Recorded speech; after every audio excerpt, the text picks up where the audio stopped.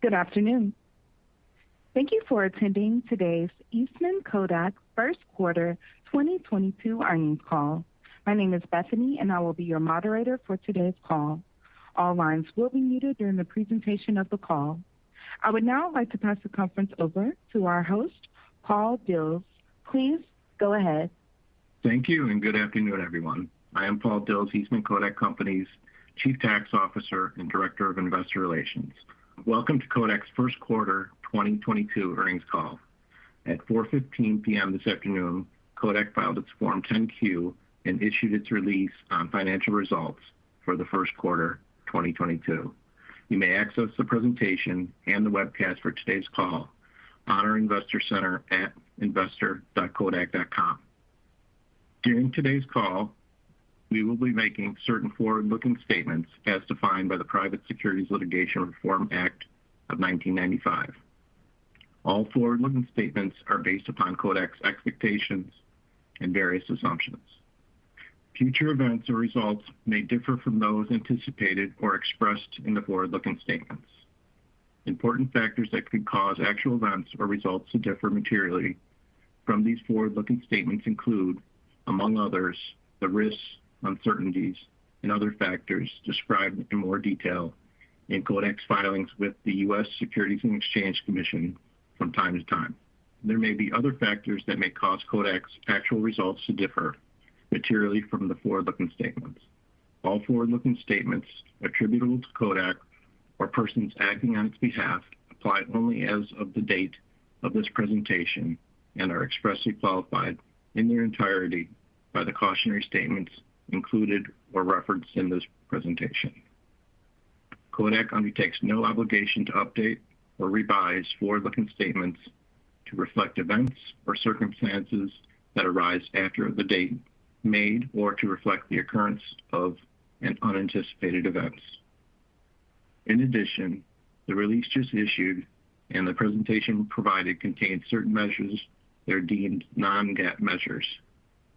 Reconciliations to the most directly comparable GAAP measures have been provided with the release and within the presentation on our website in our Investor Center at investor.kodak.com. Speakers on today's call are Jim Continenza, Kodak's Chief Executive Officer and Executive Chairman, and David Bullwinkle, Chief Financial Officer of Kodak. We will not be holding a formal Q&A during today's call. As always, the Investor Relations team is available for follow-up. I will now turn the call over to Jim.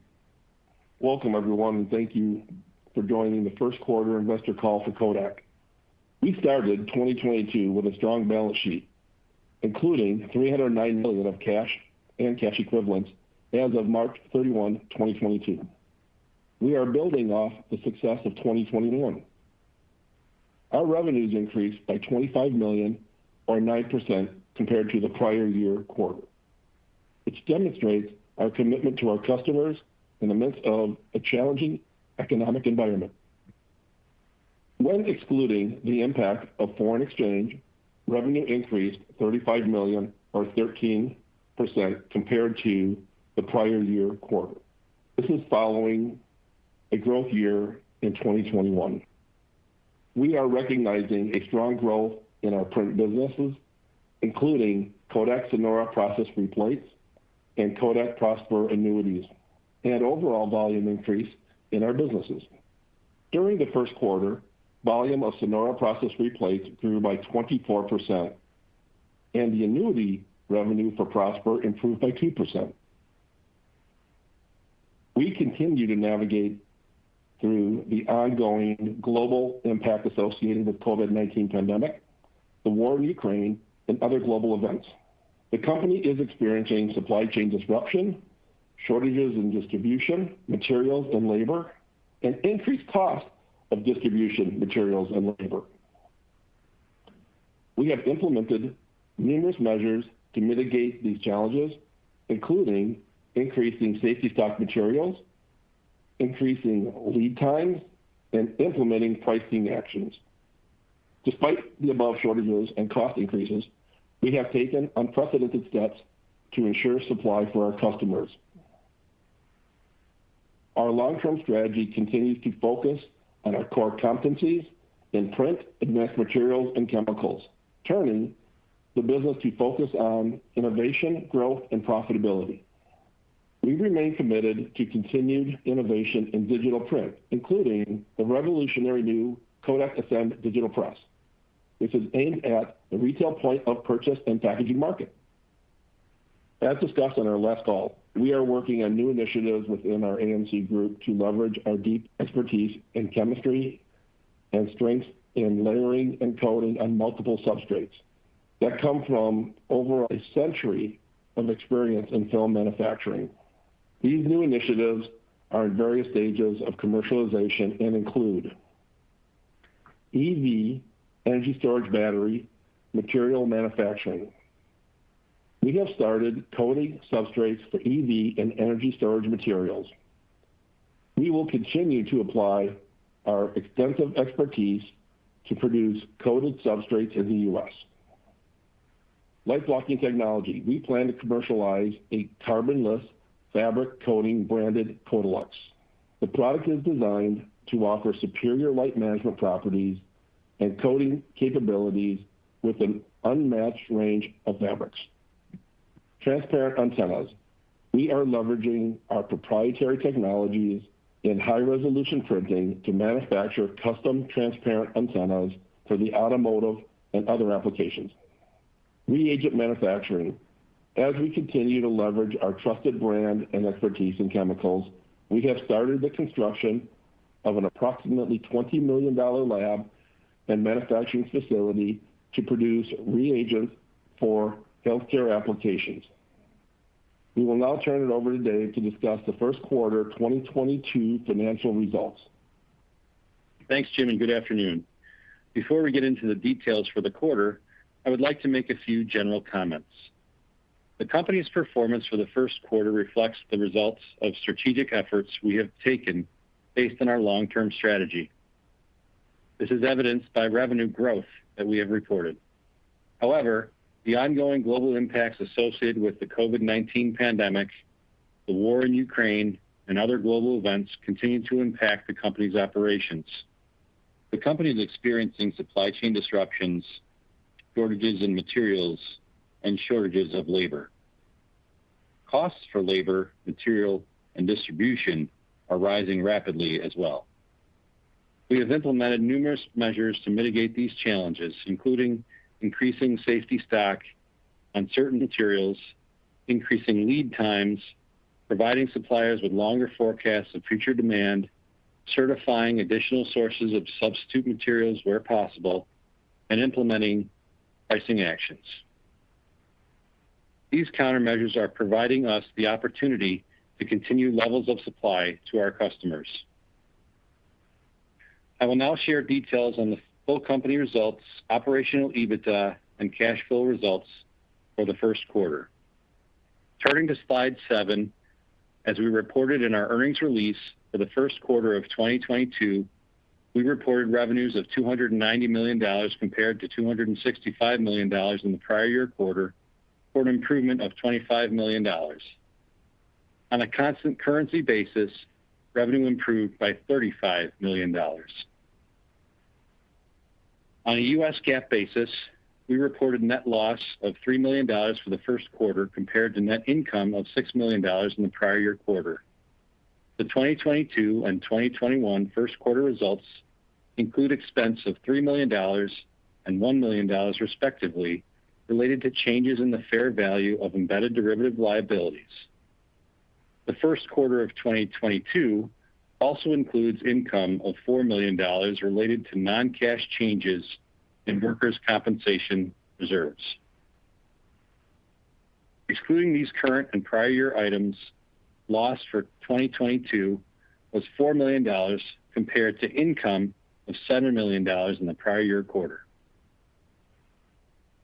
Operational EBITDA for the quarter was a negative $7 million compared to a positive $3 million in the prior year quarter. Excluding the unfavorable impact of foreign exchange and adjusting for non-cash changes in workers' compensation reserves in the current year, operational EBITDA decreased $13 million from the prior year quarter. Operational EBITDA for the first quarter of 2022 was favorably impacted by growth in revenue due to improved pricing and volume, offset by higher ongoing global cost increases. During the first quarter, volumes for Sonora process-free plates grew by 24%, and the annuity revenue for Prosper improved by 2%.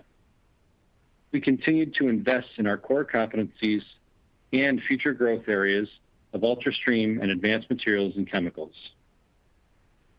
Moving on to the company cash performance presented on slide 8.